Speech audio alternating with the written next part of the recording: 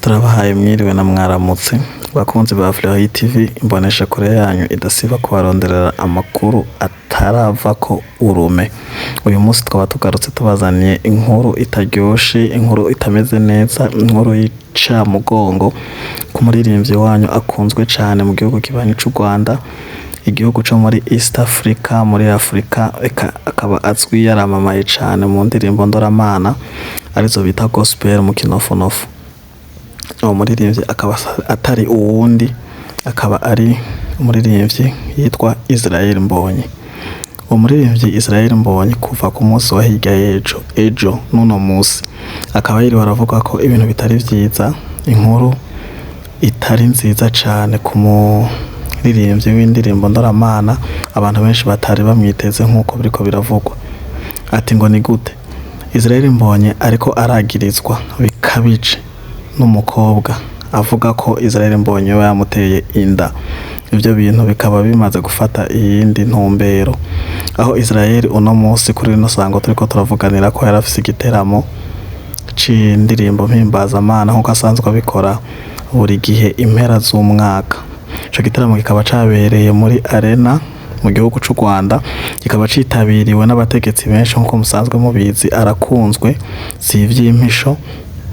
Abakozi b'Imana bakomakomeye mu gihugu c'u Rwanda no mu bihugu bibanyi bakaba bari bahishikiye. Israel Mbonyi avugwa ko yateye inda uyu mukobwa agatako akayihakana. Ivyo navyo mukaba mubizi ko bihanishwa ibihano bitandukanye. Tukaba dutangazwa rero n'ukungene yoba yashoboye gushika muri ico giteramo, aragikora, araririmba, ari à l'aise nk'uko benshi bashoboye kubibona bahishikiye, n'abandi baba babibonye ku mbonesha kure zitandukanye. Israel Mbonyi iyo nda arayihakana, si we wenyene ayihakana, n'abamwegereye barayihakana. Ariko umva impande ni zibiri, hari uruhande rwo kuyihakana n'uruhande rumushinja rumwagiriza.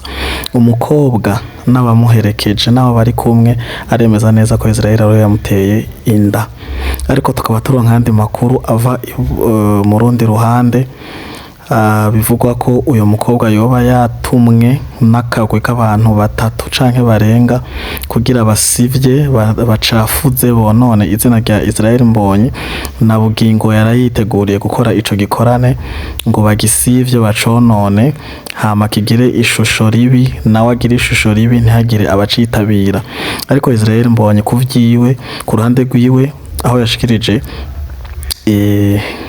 ikiganiro imbere y'abatangazamakuru, yahakanye ubwa mbere na mbere iyo nda, arahakana n'uwo mukobwa avugwa tutarashobora kumenya amazina yiwe n'umwidondoro neza. Aravuga ko atawazi, aravuga ko umukunzi wiwe azwi kandi atanda afise, akaba ari we aje avuga ko yateye inda, naho nyene ntiyopfa kuvyemera uko nyene. Urumva ko hari impamvu abihakana. Israel Mbonyi rero bivugwa ko arakagwe k'abantu baba bashatse ngo bamwononera izina, bongere bamutobere ico giteramo caraye kibereye muri Arena. Ibivugwa ngo abagabo batatu n'ibikomangoma ngo basanzwe bazwi muri industry ya music mu Rwanda. Abo bagabo rero ngo ico bari bifuje gushikako, ngo bari bashaka ngo kumubwira ngo Mbonyi bamugirishe bimwe bita mu gifaransa ngo chantage, bamukangisha uwo mukobwa, bamukangisha iyo nda kugira ngo babone ngo kugabura ngo ica kabiri, ngo atware ngo part imwe y'amahera azoba avuye muri iyo concert, ngo atari uko ngo bace bamwararaza ku bijanye n'iyo nda. Israel Mbonyi arababwishura n'ubushiramanga babwira ati ivyo je ntibindaba, nimukora ivyo mugomba. Ariko Israel ashima Imana ko RIB mu Rwanda murabizi ko idasinzira, yarayishize mu minwe uyu mukobwa, aravuga idonido kungene vyagenze, aravuga nabo bagabo naho tutarashobora kuronka amazina yabo. Uyu mukobwa agira ati jewe narakoreshejwe, nkoreshwa n'abagabo batatu ntazi, basanze ku rugo bisunga ubukene mfise n'ubuzima mbayemwo, bampa 500 vy'amafaranga y'u Rwanda. Urumva ko baradukurikirana kuri Fleuri TV ko ayo mahera yashize mu marundi ari amahera atari make, eko yavunjije no mu yandi mafaranga, eka no mu Rwanda ubwaho no mu Burundi bagwaye 500,000 bakakubwira ati vuga gusa ku radio ntiwiyerekane uvuge ko nakagufitiye inda. Ndibaza ko abakobwa benshi bo bikora. Uyu mukobwa rero yavuze ukuri kose, aravuga adomako amazina y'abo bagabo naho twe tutarashima kuyashira habona kuko natwe ubwacu ntiturayaronka kubera RIB yabigize ibanga, yagize ibanga amazina y'abagabo biracari mu matohoza. Ego amakuru akaba asa nayo. Israel Mbonyi arashima Imana ko ngene igikorane ciwe cagenze, igikorane c'indirimbo Ndoramana, agashima abamwitabiriye, abatumvise ayo majambo ngo bacike intege, naho ubwiwe ntiyacitse intege, yarahashitse araririmba nko kumengo nta kintu na kimwe kiriko kiramuvugwako, kandi arahanga amaso isinzi ry'abantu ryari ngaho, igikorane kigenda neza. Ubu rero urubanza rukaba ruri muri RIB. Israel Mbonyi agasaba RIB n'abajejwe intwaro n'ubucamanza mu Rwanda bita ngo ubutabera ngo bakurikirane ico gikorwa c'isivya ry'izina ryiwe no kumwononera kazoza, n'abo bagabo canke n'abandi bose baba bari inyuma bakagirwa n'icaha bahanwe vy'akarorero.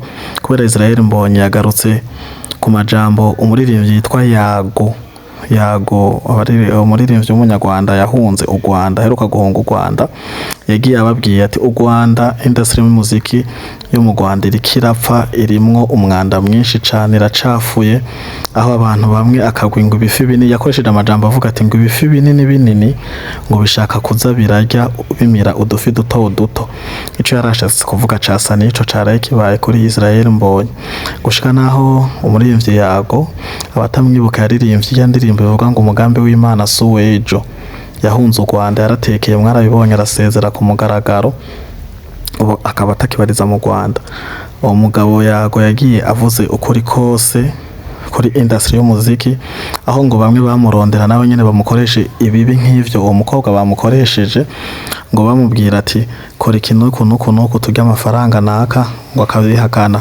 Muravyibuka ko yatangaje na benshi barabimenye mu Rwanda, mu Burundi no mu bindi bihugu bibanyi eka Afrika n'isi nzima, ko Yago yaraye ahatswe ku Rwandagurwa azira kudacudika canke kuvuga rumwe n'ako kagwe k'abo bantu baraye bakoreye ico kibi kinuka umuririmbyi Israel Mbonyi.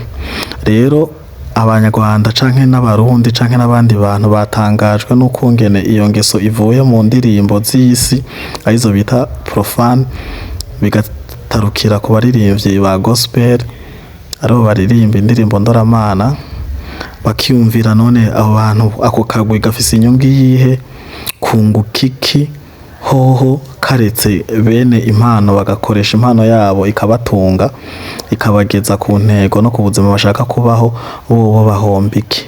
Mbe bo barabuze ukungene b'investisa uko bafise amafaranga yo gukoresha ivyo bakoresha mu gucafuza abahanzi n'abandi bantu, nibo yakoresha mu gukora ibiteramo, mu guhamagara abo bahanzi nyene kugira bibinjirize. Utubazo ni twinshi cane, turacatohoza kandi turarindiriye ibizova muri RIB n'inzego zijejwe gufata ingingo zibereye. Hama abataragira subscribe kuri Fleury TV turabasaba mugire subscribe, hama mufyonde ku gakengeri kugira ayandi makuru yose akurikira ntazoza arabacika. Murakoze naho utaga. Ciao ciao.